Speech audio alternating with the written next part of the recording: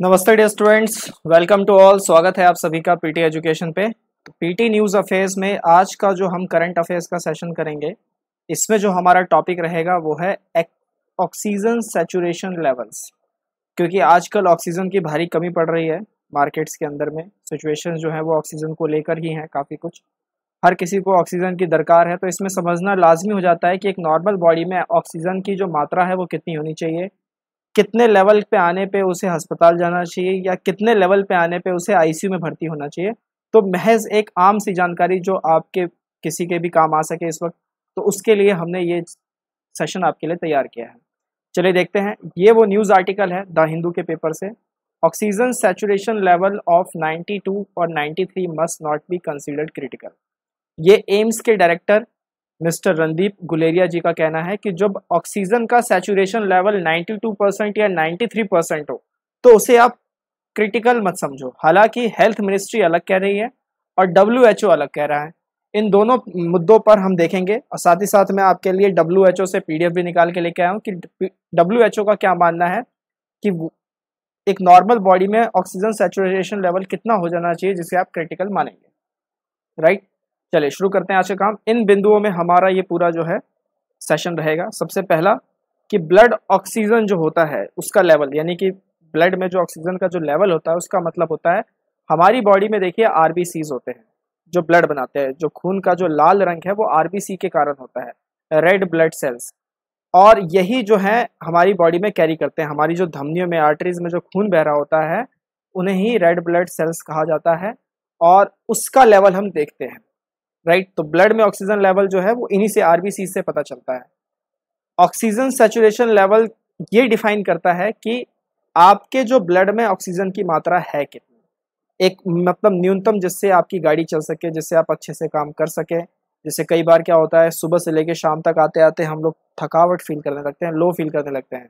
उसका रीज़न ये होता है कि बॉडी से एनर्जी काफ़ी ज़्यादा रिलीज हो रही होती है, बॉडी काफ़ी काम कर चुकी होती है। तो एक अच्छी नींद जो होती है वो आपको बॉडी को रिचार्ज कर देता है। तो नींद के वक्त ही जो है ये सारा सैचुरेशन लेवल बहुत अच्छा रहता है। राइट, तो ऑक्सीजन सैचुरेशन लेवल का मतलब है कि आपके ब्लड में ऑक्सीजन लेवल की न्यूनतम कितनी मात्रा जिससे आप एक्टिवली काम कर सकें। अब इसके लिए क्या है कि एक डिवाइस भी है जिसे हम पल्स ऑक्सीमीटर कहते हैं। राइट, पल्स ऑक्सीमीटर कैसा दिखता है सर? कुछ ऐसा दिखता है। यहाँ पे SpO2 लिखा होता है, यहाँ 98 आप देख रहे हैं। 98 का मतलब है कि 98% ऑक्सीजन भाई साहब की बॉडी में अवेलेबल है, तो मतलब अच्छे हैं, स्वस्थ हैं। नॉर्मल जो रेंज होती है पल्स ऑक्सीमीटर की वो 95 से 100% तक का वो शो करता है। जैसे यहाँ पे डायग्राम में हमने 98 देख लिया। अब अगर 95% से नीचे हैं तो आपके पास पूरे पूरे चांसेस हैं कि आपको हाइपोजैग्मिया के लक्षण है। हाइपोजैग्मिया जो मैंने पिछले ही लेक्चर में, कल के लेक्चर में मैंने आपको बताया था। हाइपोजैग्मिया क्या होता है कि बॉडी में जब ऑक्सीजन लेवल डिप करने लग जाए, कम होने लग जाए, तो जो सिम्टम्स आते हैं उन्हें हाइपोजैग्मिया कहते हैं। कैसे सिम्टम्स आते हैं? तो कुछ इंटरनल आते हैं, जैसे बॉडी टिश्यू, ऑर्गन्स, जो इंटरनल ऑर्गन्स हैं उसमें कुछ कॉम्प्लिकेशंस आ जाते हैं। हाइपोक्सिया उसे कहा जाता है, हाइपोक्सिया। राइट, अब WHO का ये कहना है कि WHO की जो ट्रेनिंग मॉड्यूल है वो ये सजेस्ट करती है कि कोई भी एक जो मरीज है अगर उसका ऑक्सीजन सैचुरेशन लेवल 94% पे आ चुका है, मतलब बिलो 95%, तो उसे इलाज की आवश्यकता है। ये WHO कह रहा है। जबकि एम्स के डायरेक्टर क्या कह रहे हैं कि अगर 92 टू 93 है तो आप इसे क्रिटिकल मत समझो। हाँ, इलाज के लिए लायक तो है लेकिन क्रिटिकल नहीं है। जबकि अगर 90% के नीचे अगर ऑक्सीजन का सैचुरेशन लेवल आ जाए तो आप उसे बोलेंगे कि क्लिनिकल इमरजेंसी है, इसको फटाफट एडमिट कराया जाए, आईसीयू वगैरह में इसकी भर्ती करो। राइट, अब जो इंडियन हेल्थ मिनिस्ट्री है उसकी जो गाइडलाइंस आई मैनेजमेंट को लेके, कोविड-19 पेशेंट्स को लेके, तो उसमें उन्होंने कहा कि अगर ऑक्सीजन कंसंट्रेशन लेवल 93% या उससे कम है तब जाके आप अस्पताल में एडमिट होइए, तब आपको ज़रूरत है। तो मतलब ये डिवाइस खरीदिए और अपना पल्स चेक कीजिए, पल्स ऑक्सीमीटर से अपने ऑक्सीजन लेवल को चेक कीजिए। अगर आपके पास 93% से नीचे आ गई है या 93% पे भी आ गई है तो फटाफट आप हॉस्पिटल के लिए जाइए। अगर नहीं है तो घर में ही रहिए, घर में ही कुछ तरीके ढूंढिए और अपने आप को और अपनी इम्यूनिटी को बूस्ट कीजिए। 90% से नीचे आते ही आपको आईसीयू की ज़रूरत पड़ेगी। और सांस की जो कमी है उसके कारण क्या है कि लंग्स सही से काम ना कर पाना। और कोविड-19 में आप जान ही रहे हैं, पिछले लेक्चर में हमने बात की थी कि ये जो बीमारी है, ये जो वायरस है, लंग्स पर ज़्यादा ही आपको जकड़ रही हैं। अब ब्लड ऑक्सीजन लेवल के लिए टेस्ट कौन कौन से हैं, तो एक एबीजी टेस्ट होता है, आर्टेरियल ब्लड गैस टेस्ट। इसमें क्या करते हैं कि ब्लड के अंदर और कितने गैसेज हैं, तो ऑक्सीजन लेवल हो ही गया, लेकिन सिर्फ ऑक्सीजन थोड़ी ना होगा, तो ब्लड के अंदर और कितने वेरियस गैस हैं, उनकी क्या एक्यूरेट मात्रा है, कितने इन्वेजिव हैं जो आपके लिए खतरनाक हो सकते हैं, वो सब इस टेस्ट के थ्रू पता चलता है, इसलिए ध्यान रखिएगा। पल्स ऑक्सीमीटर डिवाइस से बता ही दिया मैंने आपको क्या काम करता है, नॉन इन्वेजिव है, मतलब अगर आप लगाएंगे तो कुछ आपको होगा नहीं, आपको बस खाली एक इंडिकेटर दे दिया जाएगा। कैसे काम करता है, तो इंफ्रारेड लाइट को जो है वो कैपिलरीज में भेजता है, अंदर जो कैपिलरीज है हमारी बॉडी के अंदर में, उनके अंदर इंफ्रारेड लाइट जाती है और वहां से फिर सिग्नल जनरेट करके नंबर आ जाता है सामने। वेरी इजी टू परफॉर्म है, हर कोई यूज कर सकता है, आप भी कर सकते हैं, मैं भी कर सकता हूँ, घर पे बिना डॉक्टर के भी हम इसका इस्तेमाल कर सकते हैं, ये ऐसा मतलब है लिखा हुआ, राइट।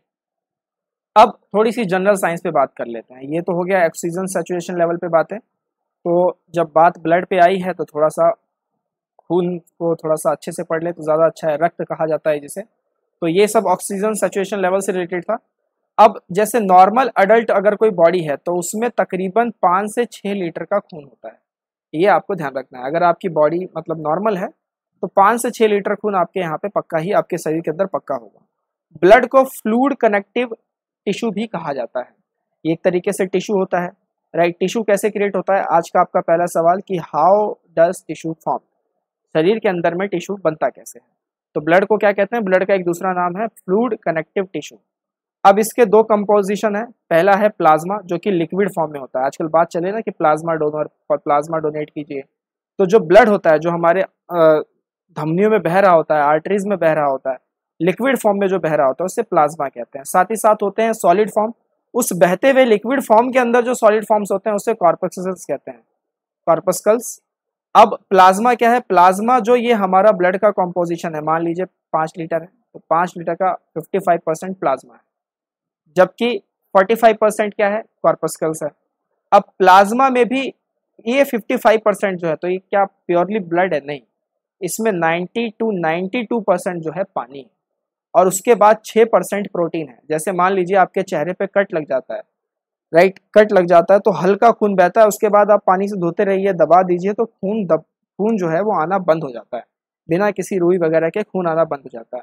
वो किस वजह से होता है कि प्रोटीन की जो एक लेयर वहां पे बन जाती है ना, फिर वो खून को रोक देती है, जो थक्का होता है ना खून का उसे वो वहां पे बना दिया जाता है ताकि जो ब्लड है वो ज्यादा ऊज आउट ना करे। अगर ये चीज इंटरनली होने लगे कि इंटरनली आपको कोई ब्लीडिंग हुई और वहां पे थक्का जम गया तो फिर गड़बड़ हो जाएगी, तो उसके लिए फिर अलग प्रोटीन है शरीर के अंदर में। तो प्लाज्मा में जो 55% है ब्लड का, उसमें 90 to 92% पानी है, 6% प्रोटीन है और 1-2% कुछ और चीजें हैं, राइट, जैसे कुछ और, जैसे ऑक्सीजन और कुछ और वेरियस लेवल के गैसेज या कुछ मेटल्स वगैरह कुछ और है। जैसे अब हम ह्यूमन बॉडी है तो हमारे अंदर जो है मतलब आरबीसीज हैं, राइट। जैसे टाइप्स ऑफ कॉर्पस्कल्स में अगर आप देखेंगे तो एक होता है आरबीसीज, रेड ब्लड कॉर्पस्कल्स कह लीजिए या सेल्स कह लीजिए, एक होते हैं डब्ल्यूबीसी यानी व्हाइट ब्लड सेल्स या व्हाइट ब्लड कॉर्पस्कल्स। इनका साइंटिफिक नेम होता है एरिथ्रोसाइट्स। बायोलॉजी के अंदर में जहां पर आपको एरिथ्रो दिखे उसका मतलब है रेड, और मैं भी रेड से ही लिख रहा हूँ, राइट। और ये होते हैं leukocytes, they produce in red bone marrow, mostly bone marrow, also produce in lymph nodes, spleen etcetera. तो कहने का मतलब यह है आरबीसीज क्या करते हैं, आपके खून का रंग जो लाल है वो आरबीसीज के कारण है। जैसे ऑक्टोपस हो गया, ऑक्टोपस का खून किस रंग का होता है, तो वो नीले रंग का होता है, उसमें आरबीसीज नहीं होते। ध्यान रखिएगा आरबीसीज में न्यूक्लियस अब्सेंट होता है, तो इसीलिए आरबीसीज को ई न्यूक्लियस कहा जाता है, अकेंद्रक अगर हिंदी में बोला जाए तो ई न्यूक्लियस इन्हें कहा जाता है आरबीसीज को। जैसे ऑक्टोपस है उनमें आरबीसीज नहीं होते तो उनका खून का रंग जो होता है नीला होता है। सेम एज कॉकरोच, कॉकरोच के जो खून का रंग होता है वो भी क्या होता है, कॉकरोच के खून का रंग भी पीला होता है, येलो, उनमें भी आरबीसीज नहीं होते हैं। हमारे ह्यूमन बॉडी में आरबीसीज हैं, इस वजह से हमारा खून जो है वो लाल दिखाई देता है। इसके बाद थ्रोम्बोसाइट्स होते हैं, जिसे प्यार से प्लेटलेट्स भी कह सकते हैं, प्लेटलेट्स कहा जाता है इन्हें, जैसे डेंगू वगैरह में काफ़ी देखा जाता है प्लेटलेट्स को, राइट। तो ये कुछ बेसिक जानकारी थी, इसके ज़्यादा डीप में जाने की जरूरत नहीं, फिर इसके डीप में जाना मतलब बायोलॉजी और डॉक्टरी पढ़ने के बराबर है, राइट। तो वो सब हमारे काम का नहीं है उतना। तो ये था आज का सेशन मेरे साथ कि ब्लड ऑक्सीजन सैचुरेशन लेवल क्या होती है और किस सैचुरेशन लेवल पे आने पर आप हॉस्पिटल को मतलब हॉस्पिटल में जाइए, अपना इलाज कराइए, और कैसे आप घर पे भी इसका टेस्ट कर सकते हैं by using a device that is called pulse oximeter. ये जो टेबल आपके सामने है ये WHO की वेबसाइट से मैं लेके आया हूँ। उन्होंने एक PDF रिलीज किया था अपने गाइडेंस प्रोग्राम के लिए। यहाँ पे जैसे मैंने आपको बताया हुआ है कि WHO का एक ट्रेनिंग मॉड्यूल है जिसमें वो बताते हैं कि ऑक्सीजन का अगर सैचुरेशन लेवल 94% पे अगर आ चुका है तो आप ट्रीटमेंट के लायक हो चुके हैं। अब ये वैसे ही बात कर रहा है ABCDE में कि किस तरीके के पेशेंट्स को, अगर आपको हाइपोजेगमिया हो गया है या हाइपोजिया हो गया है, तो इसके लिए आपके पास जो प्रॉब्लम है वो 5 पार्टों में, ये सोर्स ऑफ प्रॉब्लम है ABCDE: airway, breathing, circulation, drugs, equipment. Right, इसको आप वीडियो को पॉज करके आराम से पढ़ लीजिएगा। कुछ और जानकारियां इसके ऊपर मैंने बता दी हैं। अब यहाँ पे देख लीजिए, SpO2 का मतलब आपको समझ में आ गया होगा। राइट, यहाँ पे SpO2 भी लिखा हुआ है इसके ऊपर, अगर हम ध्यान से देखेंगे तो पल्स ऑक्सीमीटर। तो अगर ये 94% से लेस है तो give 100% oxygen, hand ventilate, consider ABCD। इन सब चीज़ों को फिर आपको कंसीडर करने की ज़रूरत है क्योंकि आपके अंदर जो है वो हाइपोजिया के लक्षण अब आने शुरू हो जाएंगे 94% से नीचे आते ही। ये कहना है WHO का। एम्स के डायरेक्टर ने हाल फिलहाल स्टेटमेंट दिया था, इंटरव्यू दिया था, उसमें उन्होंने बोला कि 92 से 93% को ज़्यादा क्रिटिकली कंसीडर करने की जरूरत नहीं है, पैनिक ना हो। राइट, ये उनका कहना था। चलिए, तो ये था हमारा सेशन। पिछले सेशन में हमने अपना क्विज नंबर 20 लिया था जिसका आंसर था ऑक्सीजन कंसंट्रेटर्स के ऊपर हमने सवाल लिया था और उसका करेक्ट आंसर था ऑप्शन 1 एंड 3। ऑप्शन 1 ये कि ऑक्सीजन कंसंट्रेटर काम कैसे करते हैं कि वो आपके एनवायरनमेंट से एयर ले लेंगे और आपको क्लीन और कंसंट्रेटेड ऑक्सीजन प्रोवाइड करेंगे। तो ये स्टेटमेंट बिल्कुल सही था। They can be used with conventional electricity and power supply eight Holmes. Machine होती है बेसिकली, आप प्लग इन करेंगे और फिर आप इसका इस्तेमाल करेंगे। दूसरा गलत है। दूसरा क्यों गलत है? क्योंकि इस पे ज़्यादा आप हाई रिलायबल नहीं हो सकते, प्लस में इनके कॉस्ट भी बहुत हाई होते हैं। They do not have low cost, they have very high cost as compare to oxygen cylinders and pipe oxygen supplied system, अगर इनकी होर्डिंग और ब्लैक मार्केटिंग ना की जाए तो इस केस में आंसर हो गया यहाँ पे statement option B is true, that is 1 and 3। ये सवाल आज के लिए क्विज नंबर 21 आपके लिए कि अभी हाल फिलहाल न्यूज में हाइपोक्सिया नाम का वर्ड देखा गया है। ये क्या चीज है, किससे रिलेटेड है, क्या रेफर करता है? और 4 सवाल हैं आपके पास। आप अपने आंसर को कमेंट थ्रेड में जरूर लिखें, सेशन को लाइक जरूर करें, शेयर करें।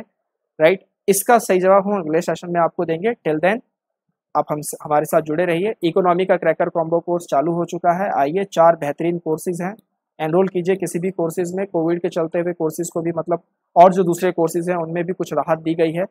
करके दिखाएंगे कि स्पिरिट रखिए, एकदम से सब कुछ सही रहेगा। ये भी एक फेज है और ये भी पास हो जाएगा। और अगले 1 महीने के लिए या 6 महीने के लिए आप अगर अपनी कुछ हैबिट डेवलप करना चाहते हैं, रीडिंग से रिलेटेड, राइटिंग से रिलेटेड, अखबार कैसे पढ़ना है उससे रिलेटेड, तो पीटी के सबसेशन कोर्सेज भी ऑन है। आइए, खुद को एनरोल कीजिए। साथ ही साथ रिवीजन बहुत हाई है, रिवीजन टाइम चल रहा है। आप अगर 2020 के करंट अफेयर्स को अगर रिवाइज करना चाहते हैं तो बुक स्टोर पे जाइए, क्लिक कीजिए और अपने PDF को डाउनलोड करके पढ़ना शुरू कीजिए। इसी तरीके से हम मिलते रहेंगे, बढ़ते रहेंगे। टिल देन टेक केयर, नमस्ते, जय हिंद।